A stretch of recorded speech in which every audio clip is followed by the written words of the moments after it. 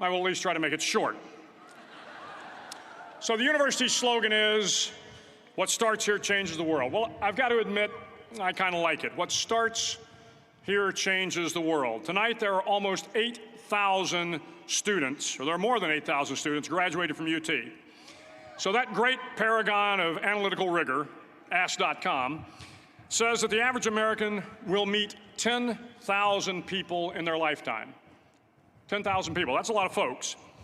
But if every one of you changed the lives of just 10 people, and each one of those people changed the lives of another 10 people, and another 10, then in 5 generations, 125 years, the class of 2014 will have changed the lives of 800 million people. 800 million people. Think about it. Over twice the population of the United States. Go one more generation, and you can change the entire population of the world, 8 billion people. If you think it's hard to change the lives of 10 people, change their lives forever, you're wrong. I saw it happen every day in Iraq and Afghanistan. A young Army officer makes a decision to go left instead of right down a road in Baghdad, and the 10 soldiers with him are saved from a close-in ambush.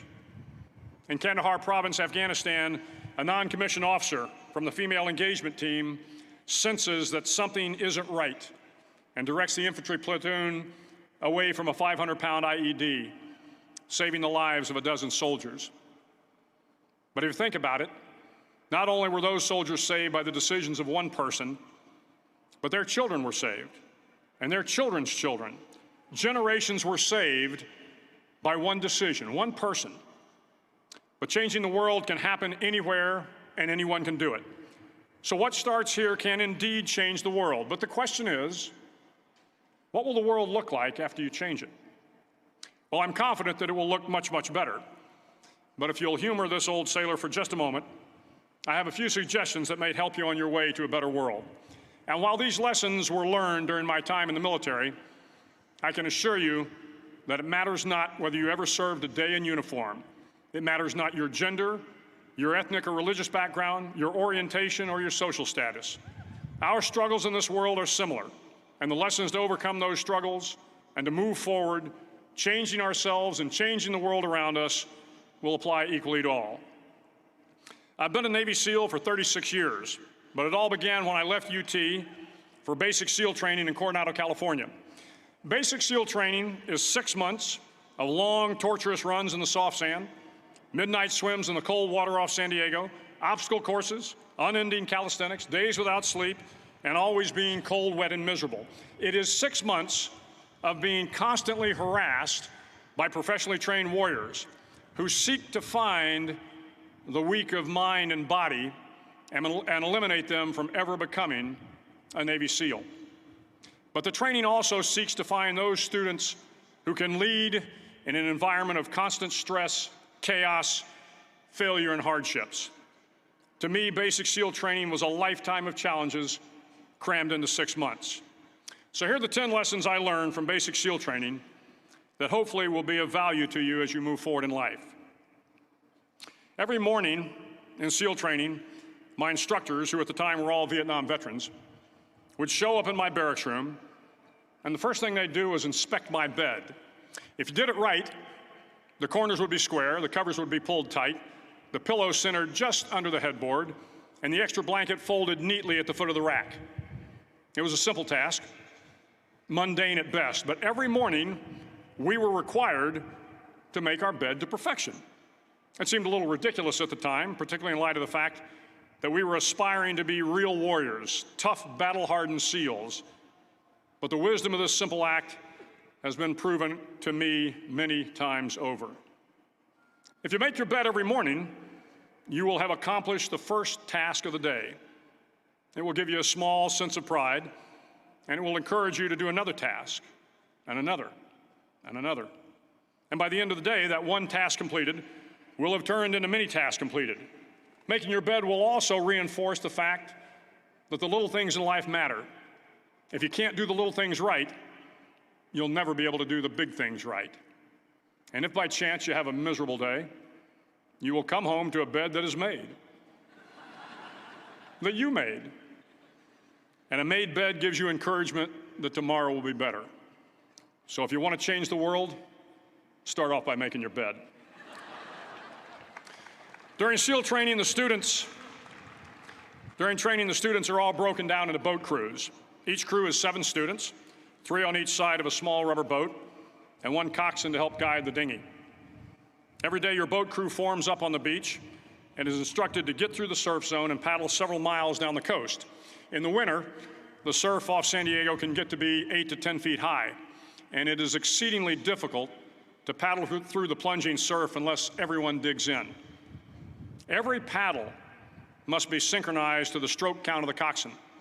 Everyone must exert equal effort, or the boat will turn against the wave and be unceremoniously dumped back on the beach. For the boat to make it to its destination, everyone must paddle. You can't change the world alone. You will need some help. And to truly get from your starting point to your destination takes friends, colleagues, the goodwill of strangers, and a strong coxswain to guide you. If you want to change the world, find someone to help you paddle. Over a few weeks of difficult training, my SEAL class, which started with 150 men, was down to just 42. There were now 6 boat crews of 7 men each. I was in the boat with the tall guys, but the best boat crew we had was made up of the little guys, the Munchkin crew, we called them. No one was over 5'5".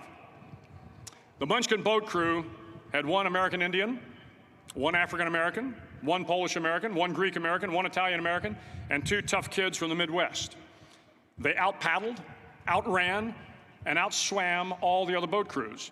The big men in the other boat crews would always make good-natured fun of the tiny little flippers the Munchkins put on their tiny little feet prior to every swim.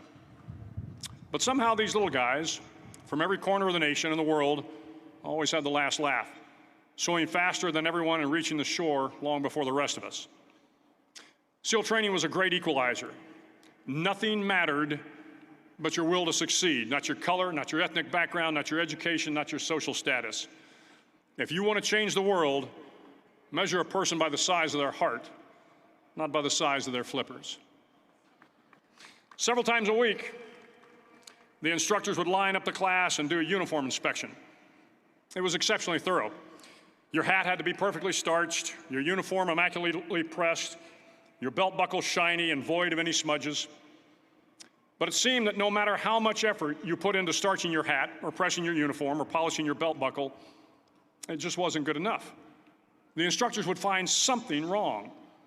For failing the uniform inspection, the student had to run, fully clothed, into the surf zone, then wet from head to toe, roll around on the beach until every part of your body was covered with sand. The effect was known as a sugar cookie. You stayed in the uniform the rest of the day, cold, wet, and sandy. There were many a student who just couldn't accept the fact that all their efforts were in vain, that no matter how hard they tried to get the uniform right, it went unappreciated. Those students didn't make it through training. Those students didn't understand the purpose of the drill. You were never going to succeed. You were never going to have a perfect uniform. The instructors weren't going to allow it.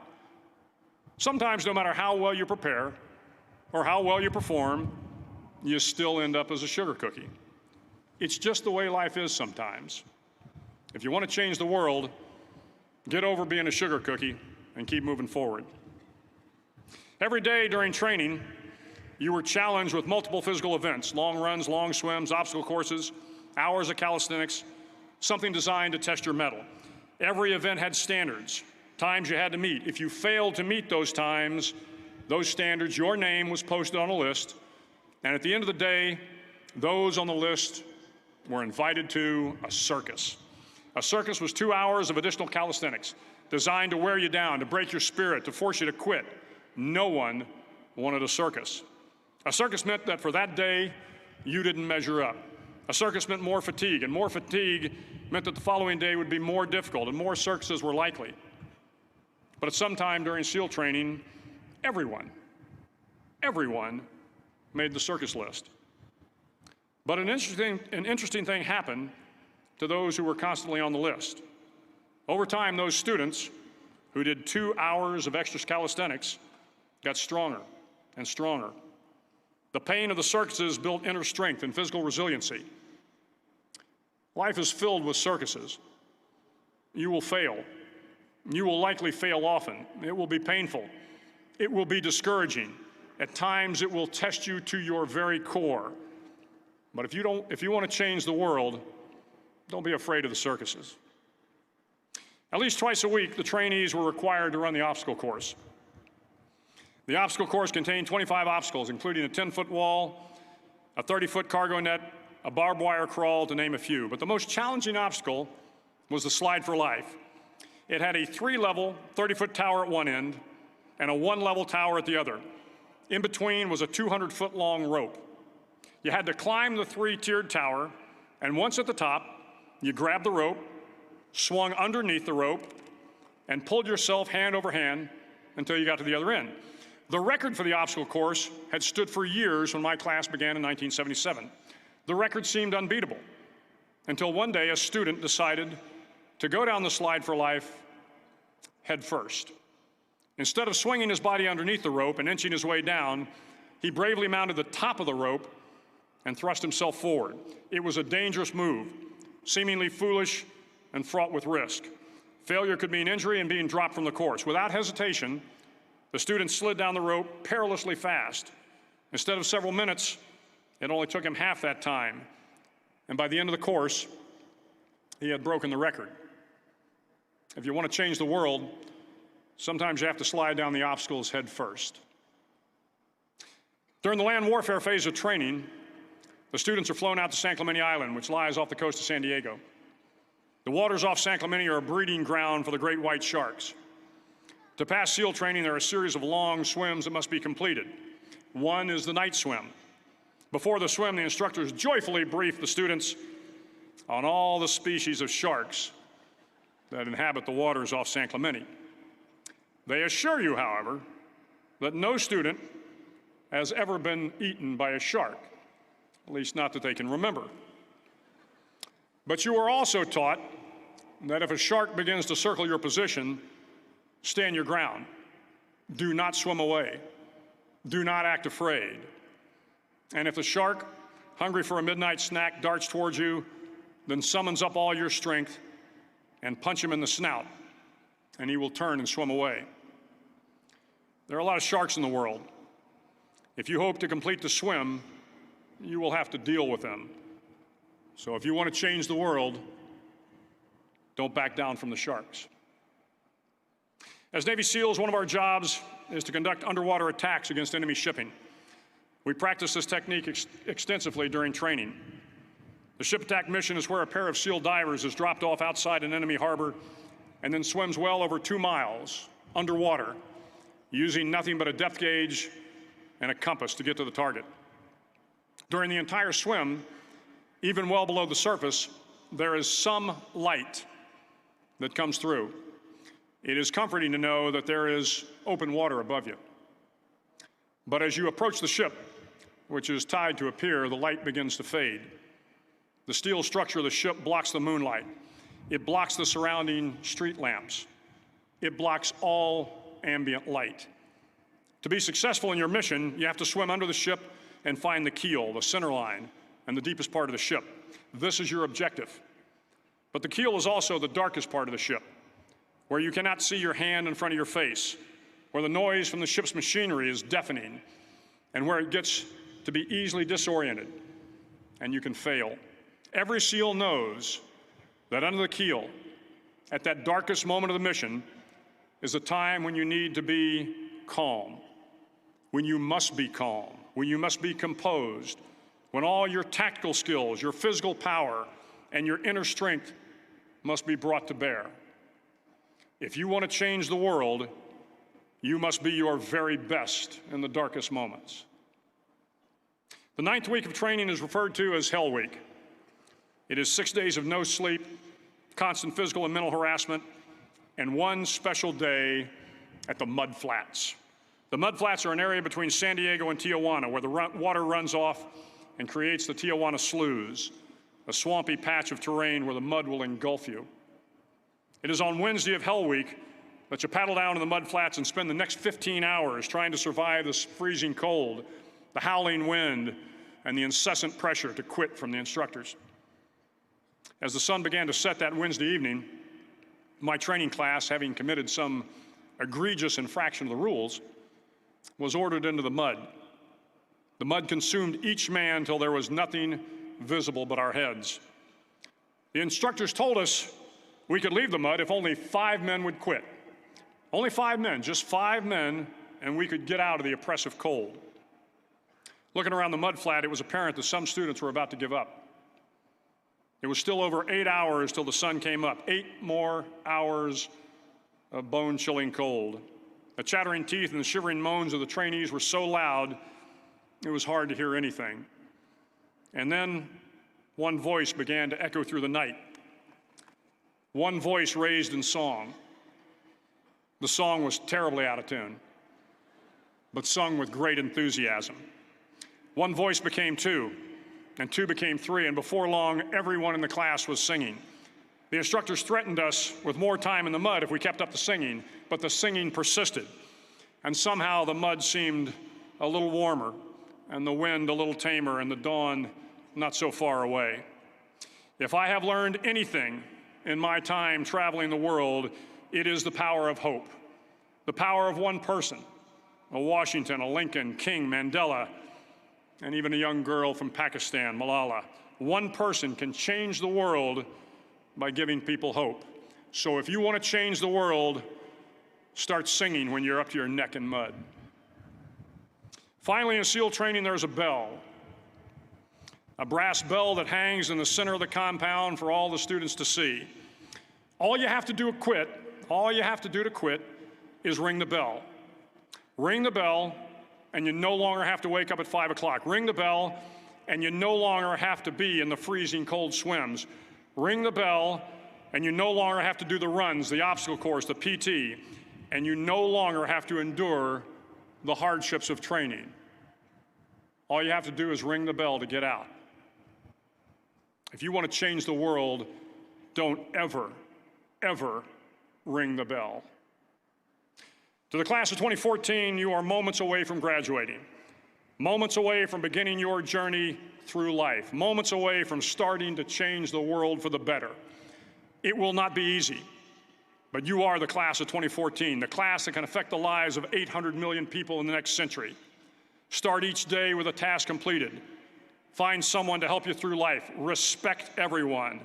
Know that life is not fair and that you will fail often. But if you take some risks, step up when the times are the toughest, face down the bullies, lift up the downtrodden, and never, ever give up. If you do these things, the next generation and the generations that follow will live in a world far better than the one we have today. And what started here will indeed have changed the world for the better. Thank you very much. Hook 'em horns.